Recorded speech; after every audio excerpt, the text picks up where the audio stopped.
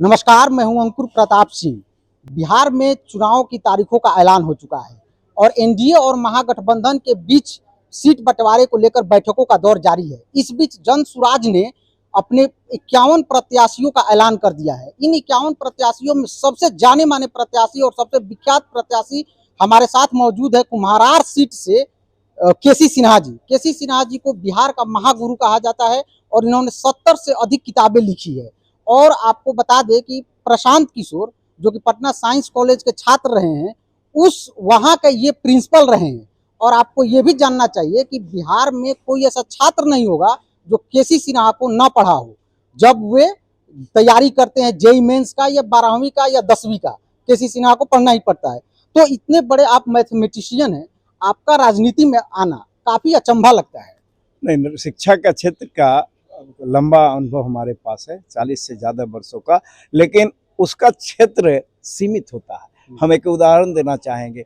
अगर किसी कॉलेज का हम प्रिंसिपल पटना साइंस कॉलेज के थे, तो पटना साइंस कॉलेज में क्या सुधार किया जा सकता है, हमारा दायरा वहीं तक सीमित था। लेकिन राजनीति का क्षेत्र जो होता है, इसका दायरा बहुत बृहद है, व्यापक है और पूरे प्रदेश का दायरा है। पूरे प्रदेश क्या, देश का भी दायरा हो सकता है। तो इस चीज को सोच करके कि समाज में भी और भी तो क्षेत्र है और उसमें भी सुधार लाने की जरूरत है और नीति निर्धारण में आपका से हो, उसके कार्यान्वयन में आपका से हो, ये तो राजनीति के क्षेत्र में जाने पर ही हो सकता है। लेकिन ये जो कुम्हारार सीट है, ये तो बीजेपी की परंपरागत सीट मानी जाती है, तो कितनी चुनौतीपूर्ण रहेगी आपके लिए? चुनौती तो हर समय होता है, लेकिन युवा वर्गों से मेरा इंटरेक्शन होते रहता है। युवा वर्गों में एक उत्साह है बदलाव लाने के लिए और वो कह रहे हैं कि क्यों ना एक बार चेंज ला करके देखा जाए। और निश्चित रूप से युवाओं में बेचैनी भी है। बेचैनी क्यों है? एक तो उनको योग्यता के अनुसार नौकरी नहीं मिल पा रहा। जैसे उदाहरण के लिए, अगर कोई इंजीनियरिंग करके आया और कंप्यूटर ऑपरेटर का नौकरी वो कर रहा, लाचारी में कर रहा, अपने परिवार को संभालने के लिए कर रहा, आर्थिक मदद करने के लिए कर रहा, तो ये तो सही नहीं है। योग्यता के अनुसार नौकरी मिलनी चाहिए और हुनर के अनुसार रोजगार होना चाहिए। ठीक है, आपने नौकरी की बात की तो मैं आपसे पूछना चाहता हूं कि तेजस्वी यादव ने अभी वादा किया है कि हर परिवार को एक सरकारी नौकरी दी जाएगी, हर परिवार के एक सदस्य को सरकारी नौकरी दी जाएगी। और नीतीश जी ने यह वादा किया है कि अगले 1 साल में 1 करोड़ सरकारी नौकरी और रोजगार उपलब्ध कराए जाएंगे। आप लोगों का क्या वादा है? पूरे प्रदेश में 25 लाख के लगभग नौकरी है, सब मिलाकर के।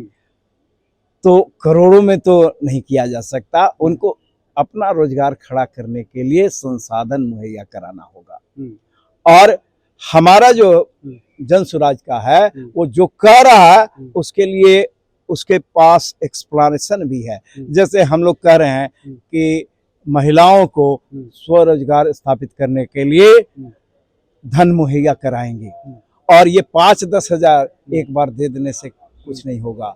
तो धन मुहैया कैसे कराएंगे? बैंक से लोन हम दिलवाएंगे।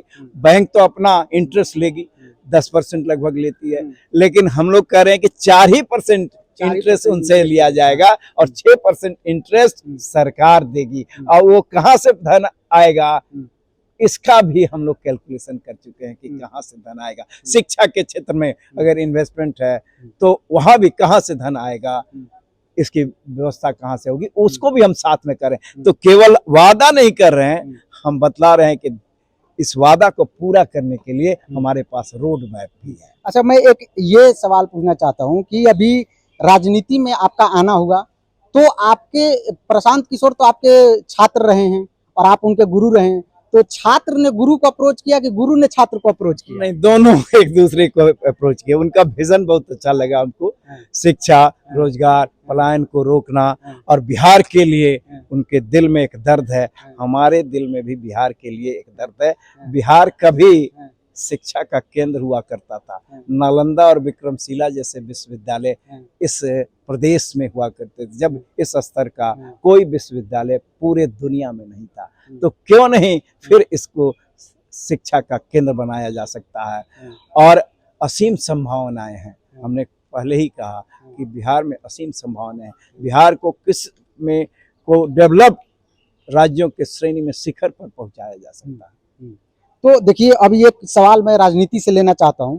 अभी पीके जो हैं वो बार बार बीजेपी और जेडीयू के नेताओं पे आरोप लगाते हैं। अभी 5 बड़े नेताओं पर उन्होंने आरोप लगाया, लेकिन अभी कुछ दिनों से वे चुप हैं, कोई आरोप नहीं लगा रहे हैं।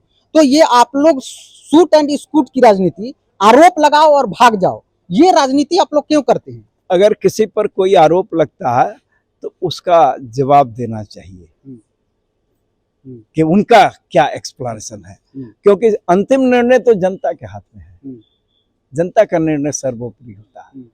तो बस इतना ही कहना हम चाहेंगे। देखिए, एक लास्ट सवाल, मैं किसान का बेटा हूं तो किसानों से संबंधित पूछ लेता हूं। अभी मोदी जी ने 34,000 अभी आज ही 34,000 करोड़ की परियोजनाओं का शिलान्यास किया है किसानों के लिए। तो आप लोग किसानों को लेकर क्या रोड मैप बना रहे हैं, और एमएसपी को लेकर, खासकर एमएसपी को लेकर क्या रोड मैप है?